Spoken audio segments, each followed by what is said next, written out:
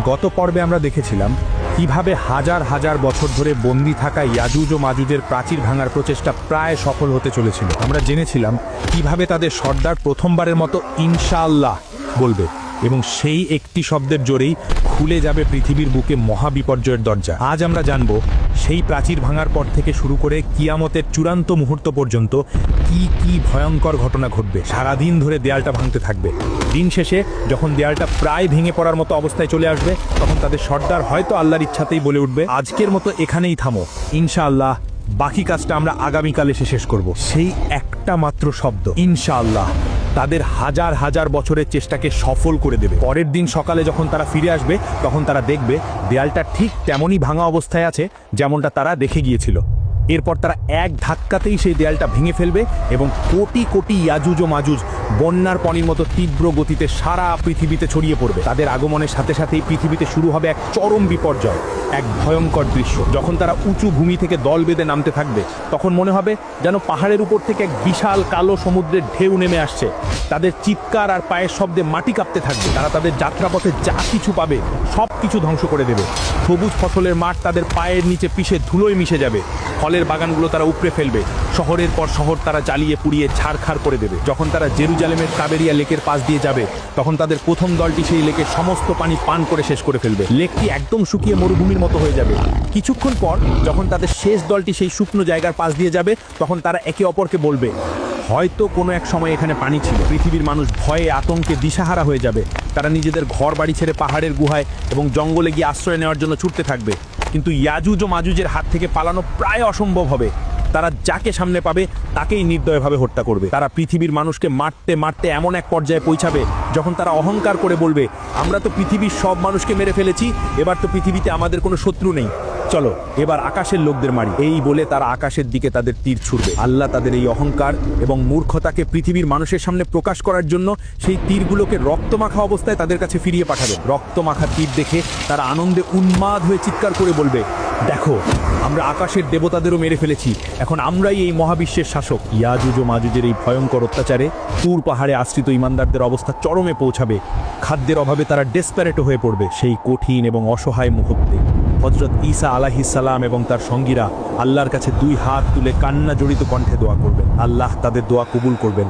তিনি ইয়াজুজ ও মাজুজের উপর এমন এক গজব পাঠাবেন যা কোনো মানুষও কল্পনাও করতে পারবে না।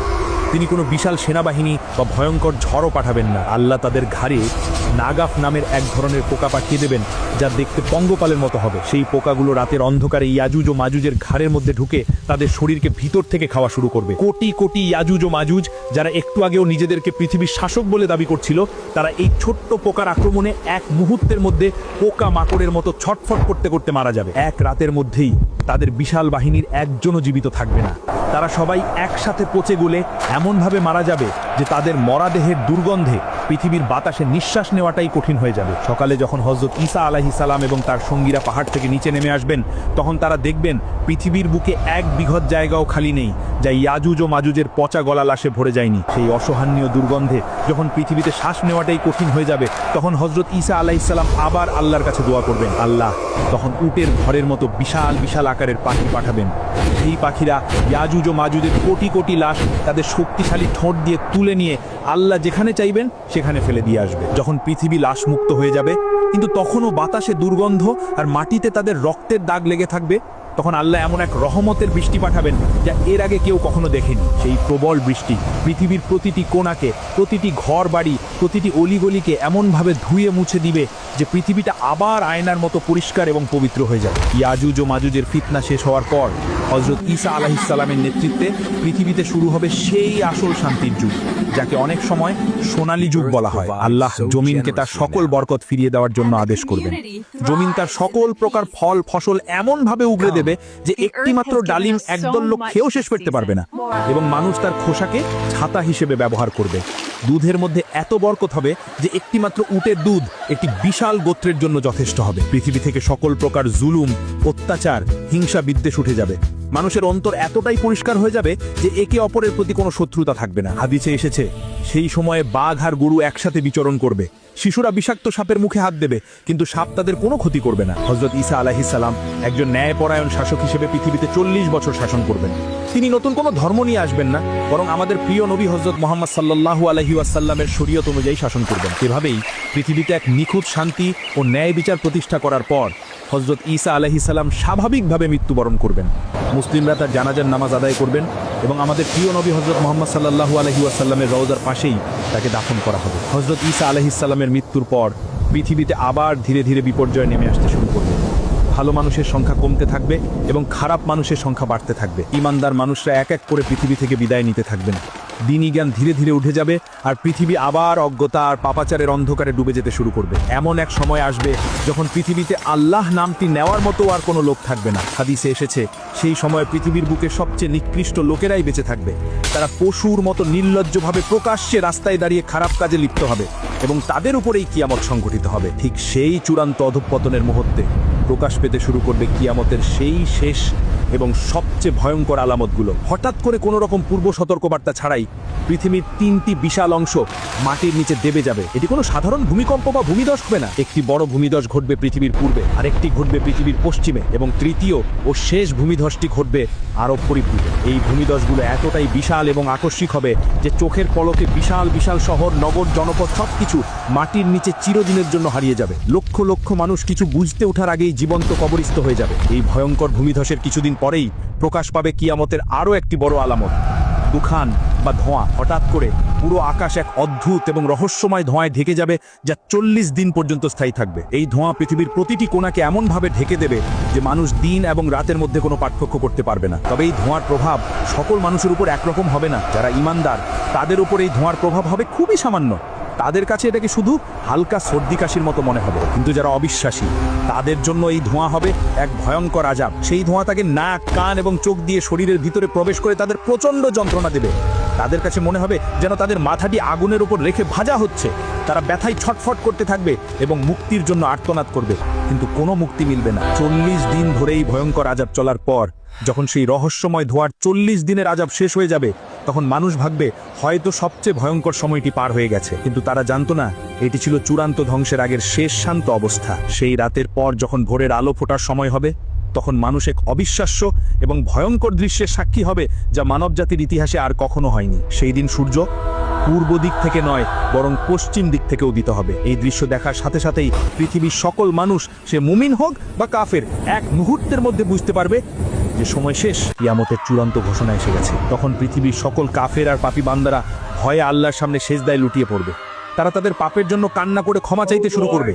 যারা জীবনে কখনো আল্লাহকে ডাকেনি তারাও সেদিন চিৎকার করে বলবে, হে আল্লাহ, আমরা ঈমান আনলাম, আমাদের ক্ষমা করে দাও। কিন্তু সেদিন তাদের ঈমান আর কোনো কাজে আসবে না, কারণ পশ্চিম দিক থেকে সূর্য ওঠার সাথে সাথেই আল্লাহর হুকুমে তওবা বা ক্ষমা প্রার্থনার দরজা চিরদিনের জন্য বন্ধ হয়ে যাবে। আর কোনো নতুন ঈমান কবুল করা হবে না, আর কোনো পাপীর তওবা গ্রহণ করা হবে না। পরীক্ষার সময় শেষ হয়ে যাবে। পশ্চিম দিক থেকে সূর্য ওঠার কিছুক্ষণ পরেই, সম্ভবত সেদিন সকালেই, প্রকাশ পাবে কিয়ামতের আরও একটি বড় আলামত। মক্কার সাফা পাহাড় বা অন্য কোনো জায়গা থেকে জমিন এক বিকট শব্দে ফেটে চৌচির হয়ে যাবে এবং মাটি ফুঁড়ে বেরিয়ে আসবে এক অদ্ভুত রহস্যময় প্রাণী। এটি হলো সেই দাব্বাতুল আরদ, পৃথিবী থেকে বের হওয়া সেই প্রাণী যার কথা পবিত্র কোরআনে বলা হয়েছে। হাদিসের বর্ণনা অনুযায়ী এই প্রাণীটি কোনো সাধারণ পশুর মতো হবে না, এটি হবে বিভিন্ন পশুর সংমিশ্রণে এক অদ্ভুত আকৃতির সৃষ্টি। সে মানুষের সাথে মানুষের ভাষায় কথা বলবে এবং তার চলার গতি হবে অবিশ্বাস্য। তার হাতে থাকবে দুটি ঐতিহাসিক এবং শক্তিশালী জিনিস।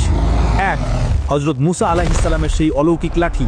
দুই, হযরত সুলাইমান আলাইহিস সালামের সেই বিখ্যাত আংটি। কাজের উদ্দেশ্য বোঝাতে স্পষ্ট এবং দাব্বাতুল আরদের কাজ হবে শাস্তি দেওয়া নয় বরং চিহ্নিত করা।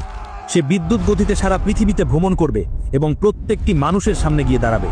পৃথিবীর কোনো একজন মানুষও তার থেকে পালাতে বা লুকাতে পারবে না। যখন সে একজন ঈমানদার ব্যক্তির সামনে আসবে, তখন সে তার হাতে থাকা হযরত মুসা আলাইহিস সালামের লাঠি দিয়ে সেই ব্যক্তির চেহারা একটি চিহ্ন এঁকে দেবে।